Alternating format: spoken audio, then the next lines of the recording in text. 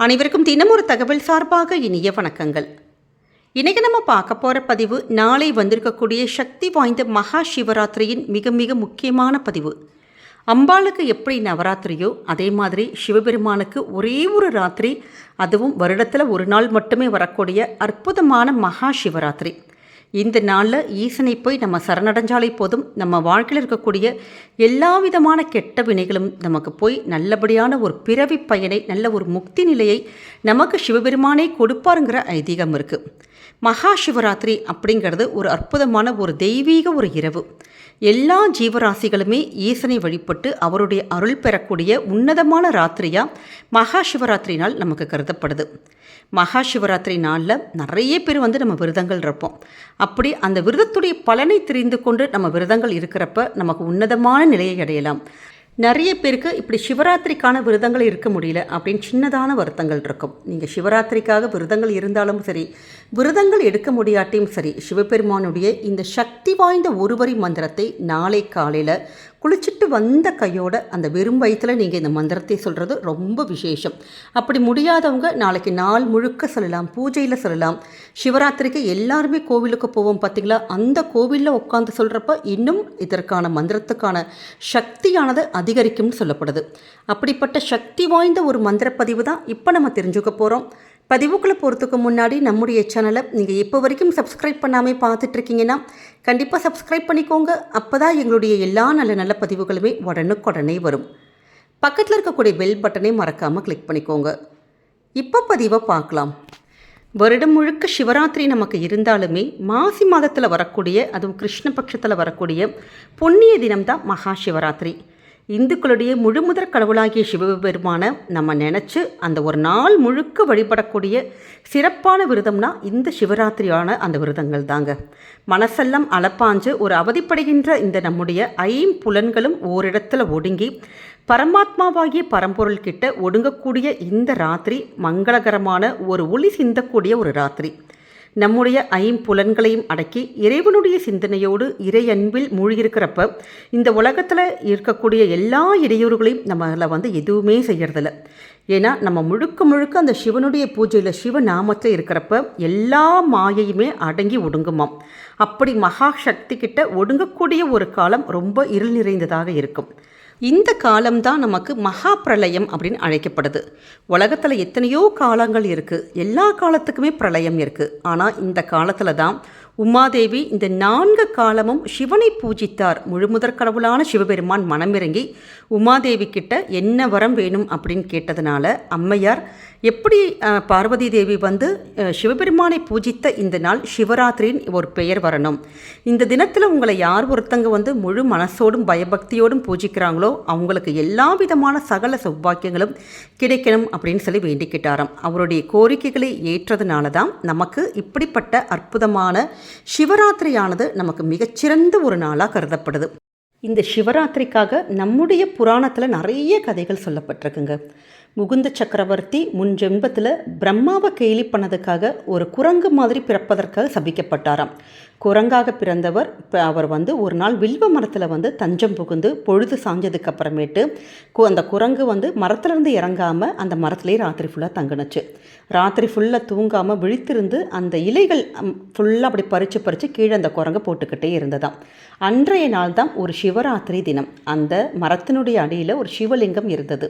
அந்த குரங்கு பறித்து போட்ட வில்வ இலைகள் எல்லாம் சிவலிங்கத்தின் மீது அர்ச்சனை மாதிரி விழுந்ததாம்.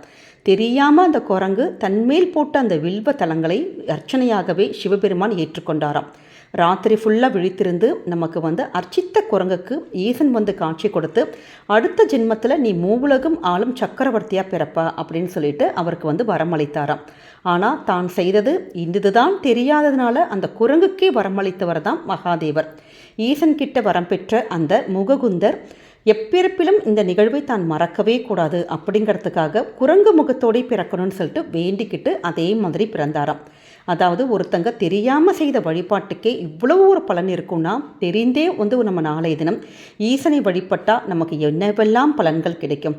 நம்ம பரமேஸ்வரரை நாளைய தினம் நம்ம நினைச்சாலே போதுங்க, நம்ம மனசில் இருக்கக்கூடிய தெரிந்தோ தெரியாமலோ செய்த எல்லா பாவங்களும் நீங்கும்.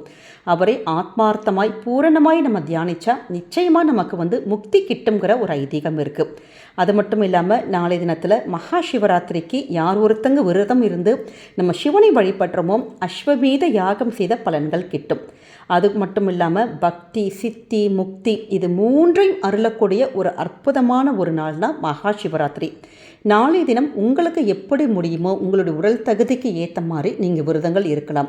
வெறும் பால் பழங்கள் சாப்பிடலாம், ஒரு நேர உணவு, 2 நேர அந்த விரதங்கள், அப்படி உங்களுக்கு எப்படி உடம்புக்கு தகுதிக்கு முடியுதோ பண்ணலாம். அப்படி எங்களால் முடியலை அப்படிங்கிறவங்க நம்ம எளிமையான சைவ உணவுகள் மட்டும் நீங்கள் எடுத்துக்கிட்டு மனசுக்குள்ளே ஓம் நம சிவாய அப்படிங்கிற அந்த பஞ்சாட்சர மந்திரத்தை திரும்ப திரும்ப திரும்ப நாளை தினம் நீங்கள் எவ்வளவு உச்சரிக்கிறீங்களோ அந்த அளவுக்கு புண்ணிய பலன்கள் நமக்கு நிச்சயம் கிடைக்குங்கிறது தான் ஐதீகம்.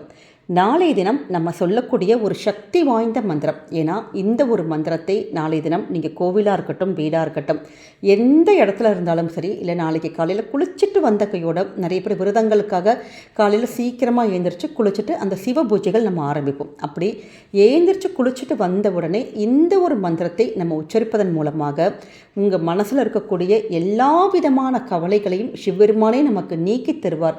வேண்டியது எல்லாம் கொடுப்பார், நமக்கு முக்தி கொடுப்பார். நம்ம வாழ்க்கையில் இதுக்கப்புறம் இருக்கக்கூடிய எல்லா நிகழ்வுகளுமே நல்லதாகவே சிவன் அருளாலே நமக்கு நடக்குங்கிற ஒரு ஐதீகம்.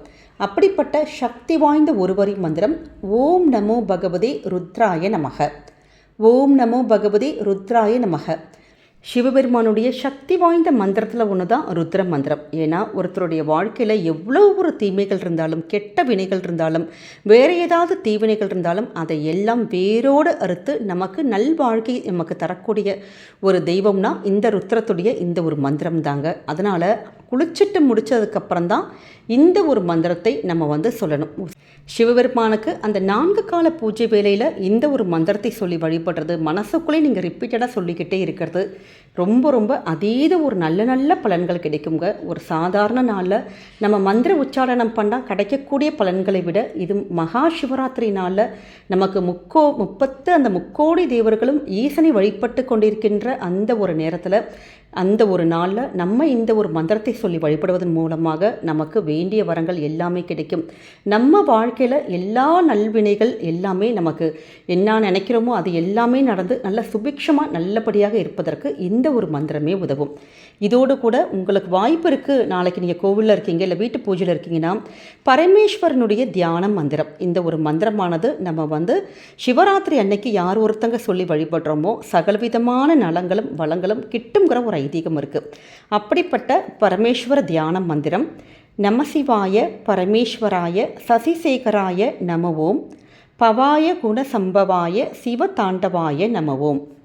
நமசிவாய பரமேஸ்வராய சசிசேகராய நம ஓம் பவாய குணசம்பவாய சிவதாண்டவாய நம ஓம்.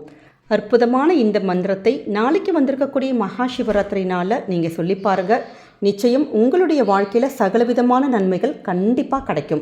அதே நேரம் நாளைக்கு சிவபெருமானுக்கு உங்களால் முடிந்த அபிஷேகத்துக்கான ஏதாவது ஒரு பொருட்கள், பால், பழம், இல்லை இளநீர், உங்களுக்கு என்ன முடியுதோ அபிஷேகத்துக்கு நீங்கள் வாங்கி கொடுக்கலாம். அப்படி எதுவுமே பண்ண முடியல அப்படிங்கிறவங்க ஒரு 5 ரூபாய்க்கு 10 ரூபாய்க்கு வில்வ இலைகள் மட்டும், ஒரே ஒரு இலை மட்டும் நம்ம சிவனுக்கு வச்சு பூஜை பண்ணி நம்ம சில மந்திரங்கள் சொல்லி ஒரு தீபம் ஏற்றி வழிபட்டாலே போதும். சிவபெருமானுடைய அருள் நமக்கு என்றைக்கும் பரிபூர்ணமாக கிடைக்கும். அதனால் நாளைக்கு எதை மறந்தாலும் நீங்கள் வில்வ இலை நாளைக்கு சமர்ப்பிக்க மட்டும் மறக்கவே மறக்காதீங்க. நம்முடைய சேனல்லே நம்ம நாளைக்கு வந்திருக்கக்கூடிய சிவராத்திரிக்கு அந்த 4 கால பூஜைக்கான அந்த மந்திரங்கள், நம்ம என்ன அபிஷேகத்துக்கான பொருட்கள் கொடுக்கறது, அந்த பூஜை நேரத்தில் சொல்லக்கூடிய மந்திரங்கள், இது எல்லாமே தொடர்ந்து பல பதிவுகளாக நம்ம கொடுக்க போகிறோம். நிச்சயமாக நம்மளுடைய சேனலை தொடர்ந்து ஃபாலோ பண்ணிக்கோங்க. நாளைக்கு வந்திருக்கக்கூடிய அபிஜித் நட்சத்திர நேரத்தை யாருமே மறக்காதீங்க. ஏற்கனவே நம்முடைய சேனலை இதுக்கான அப்லோட் பண்ணிட்டோம். அந்த வீடியோ இது வரைக்கும் நீங்கள் பார்க்கலன்னா கண்டிப்பாக பார்த்து பலனடையணும். டிஸ்கிரிப்ஷன் பாக்ஸில் கூட இதுக்கான ஒரு லிங்க் வேணால் கூட கொடுக்குறோம். நிச்சயம் பார்த்து பலனடையணும். நம்முடைய கமெண்ட் செக்ஷனில் ஓம் நம சிவாய அப்படிங்கிற அற்புதமான மந்திரத்தை பதிவிடுங்க. சிவனுடைய அருள் உங்களுக்கும் உங்கள் குடும்பத்துக்கும் என்றைக்குமே பரிபூர்ணமாக கிடைக்கும். நம்முடைய சேனலை இப்போ வரைக்கும் நீங்கள் சப்ஸ்கிரைப் பண்ணாமல் பார்த்துட்ருக்கீங்கன்னா கண்டிப்பாக சப்ஸ்கிரைப் பண்ணி உங்களுடைய ஆதரவுகள், சப்போர்ட்டுகள் எங்களுக்கு என்றைக்குமே கொடுக்கணும். மீண்டும் வேறொரு நல்ல பதிவோடு உங்களை சந்திக்கிறோம். நன்றி, வணக்கம்.